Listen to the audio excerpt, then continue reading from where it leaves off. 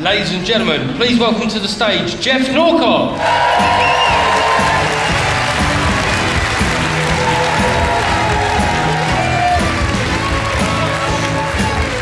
Very kind. How's it going? Hello, Stevenage. No one has ever said that on a comedy special before.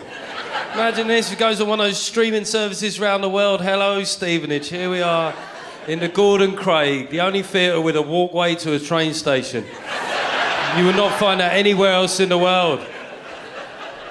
Yeah, you won't get your Jack Whitehills and your McIntyres here, but you get me. That's very much a sign of where Stevenage is at, is that you get me for the Basic Bloke tour. It couldn't be more apt. I went over to Leisure Park earlier. I gotta say, I think Leisure Park is slightly overstating what that is. I mean, why the hell has he got one of those brown signs with the carousel with the horses on? It's very misleading. You go, no, it's not a theme park. I would say it's not a leisure centre, it's a get fat and watch films centre.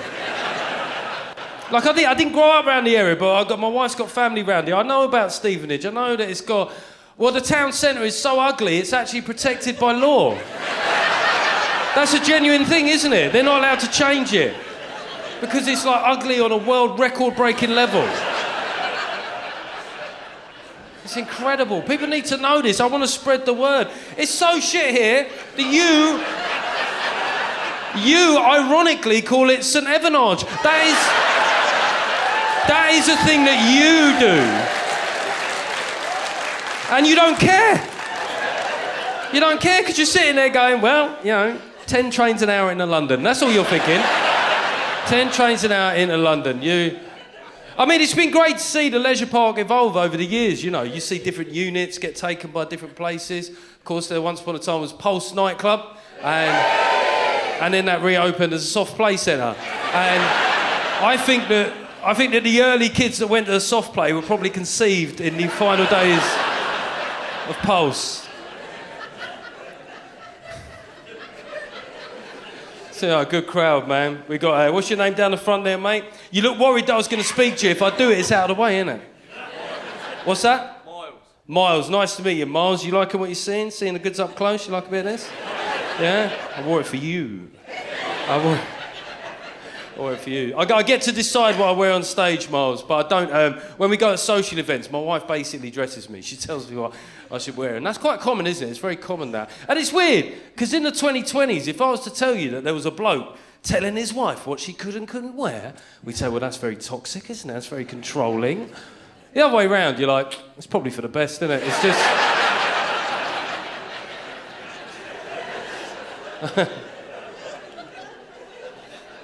Are we drinking tonight, Stevenage? Are we drinking? Are any of the men drinking whiskey? Good. Because I've noticed a disturbing trend in my late 40s is a lot of blokes suddenly they'll try to get a little USP when it comes to alcohol.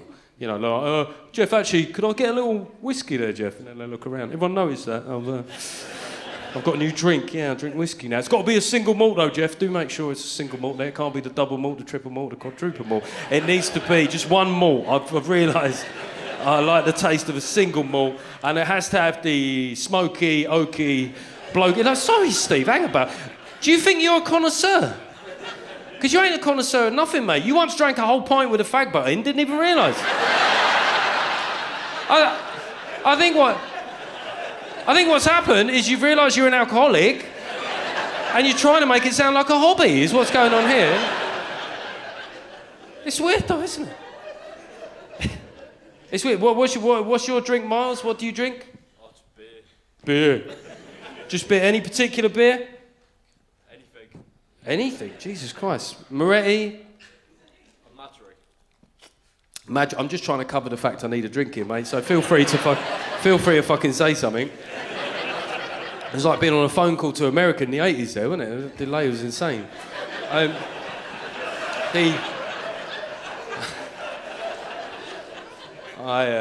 No, I think the reason thing with alcohol though is that like it's the one drug that it tastes nice, doesn't it?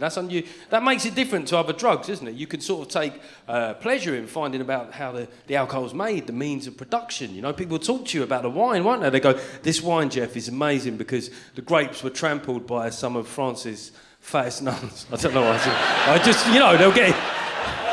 Just the extra weight, it really brings out the grapeness. You can't do that with any other drug, can you? Like, if you're really into your gear, you can't pull out a little packet and go, "See how flaky that is?" Yeah, that was because it was smuggled in the stomach of a pregnant Guatemalan. Gives it that extra... That's a good sign, That's normally a test to see where you're at as an audience. It turns out we have grown-ups in the room. That's good news. That's good news. It's good to be out, man. This is the Basic Bloke Show. It's the Basic Bloke Show. And I did this at the Edinburgh Fringe, and a woman contacted me on social media afterwards, and she said to me, "I enjoyed the show, but parts of it were a bit blokey." I was like, well, I mean... She's the kind of person who watch Mission Impossible and go, "Some of those missions were a bit tricky." Kind of the idea. But I called it that because I am bang smack in the middle range for a lot of things, right? My feet are size 9, that's the average. I am a bit over 13 stone, that's the average. I'm 5'9". Well, yeah, no one ever believes me. I literally am. But I'm also aware that a man arguing back that he is 5'9" runs a very real risk of sounding like he's going, "I'm a real boy." I'm 5'9". A lot of my stuff this is why I'm in Stevenage.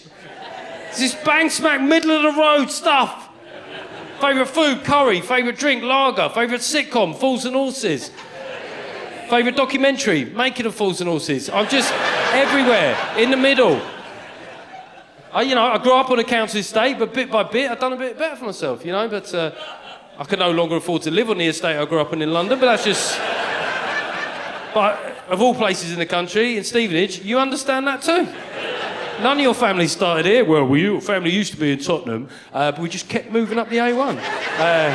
Every time we needed a bigger garden, we went 5 miles further. 10 trains an hour. That's what people from Stevenage always say, 10 trains an hour. 10 trains an hour, It's got everything you need. And nothing that you want. See, you're one of these players, you're clapping me, insulting where you live, do you understand? You can't do that in Liverpool or Newcastle. You do it in Stevenage, you're like, "Yeah, more, tell us more, how terrible it is." My mate down the front here, how was your life growing up? What was it like? Did you have money as a kid and stuff? Did you... Middle of the road. And what about now? If you've got a few spare quid, what would you spend it on? Luxuries, what's that? Holidays, yeah. I mean, that's the same with me. Like, while I'm touring, I keep it fairly Spartan with the hotels. But when I like to take the missus to a nice hotel, I like to go as nice as we can afford. But the problem is that there's a bit of imposter syndrome in me. I never really feel like I should be there, Get to the check-in desk, they say, "Do you have a reservation?" I'm like, "Fucking loads." Should I even be here, Did my old man really love me? Do all straight men get that feeling when they look at Ryan Reynolds?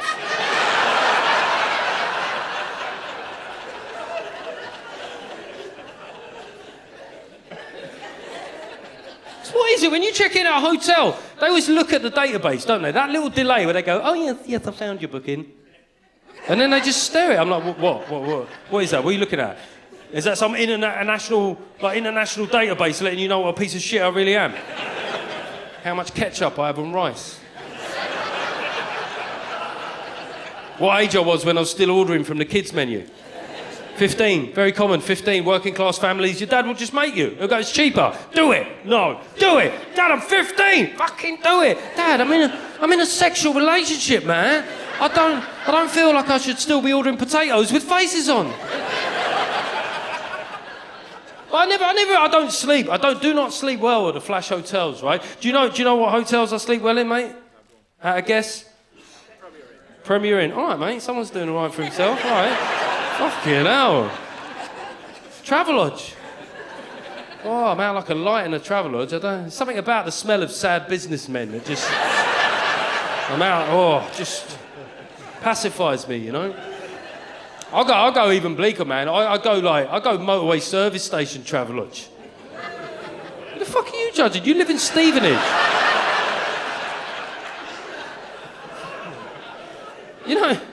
You know one thing, though, I have noticed doing this tour is that a lot of blokes are very passionate about their favourite service station. And, obviously a lot of women are too. It's one of those things you have to say these days.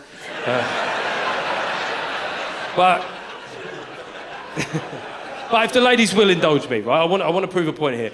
Just how sad your fella is, right? On the count of 3, all the blokes in the room, shout out your favourite motorway services. 1, 2, 3. Peterborough. Fucking dream a bit, mate. Like, you just looked up the A1 and the first one that was that one. But since they lost the posh pizza place, it's not been as good. Any others? Fleet? Fleet's not...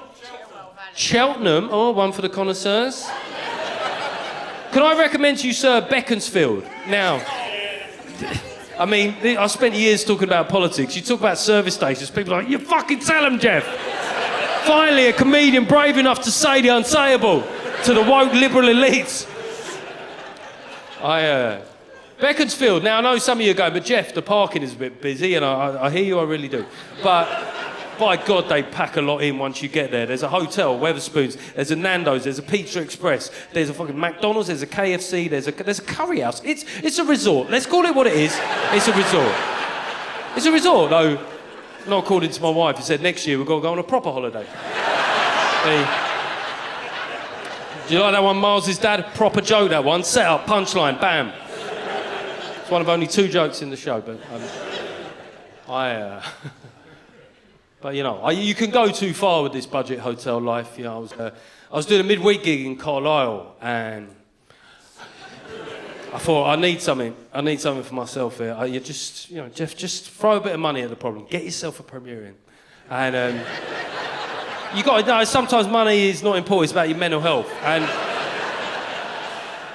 And so, that buoyed me up a little bit. Then after the gig was nice, lovely people. I went to, the Co-op was still open as well. I thought, fucking winning here. And I got myself a couple of sweet treats to take back to the room, and I should be clear that I don't mean like a couple of women, like, all right, ladies, how's it going, you all right? Yeah? I've got the breakfast orders as well, so don't worry about that. I've had a good month, No, it's Sprite and a Muller rice, and which admittedly does sound like the name of 2 strippers, but there you go. Second joke, and we're done. I got back to the room and they didn't have a metal spoon there, and I thought, how am I going to... Because a lot of them don't know, they have the wooden stirrers. And I thought, how am I going to eat this yoghurt? And then I had a brainwave. I was like, Geoff, you idiot, you've got your car key. All you've got to do is flip up that little metal bit. And now, I realise some of the more Bear Grylls-y men in the room are going, Geoff, no, what you should have done, right, was fold the foil lid into a makeshift spoon. And some of the ladies going, all gone down to the bar and got an actual spoon. No, it's not who we are in the wild, ladies. You got to understand. We're predators. Got to live off the land. So I ate the yoghurt, and I caught a reflection of myself doing it. And I think I had what alcoholics call a moment of clarity. There I was, a 47-year-old man in a budget hotel, sitting on the edge of the bed in his pants, spooning yoghurt into his face with his car keys like a fucking savage. And I thought, you don't see this on the adverts of Lenny Henry. Like, you don't. Oh, it's all the glamour stuff for Lenny, innit? Like, sleeping, having a bath. You don't see the loneliness. You don't see a grown man faking a maintenance issue just to get some human contact. That's a thing that I hear happen.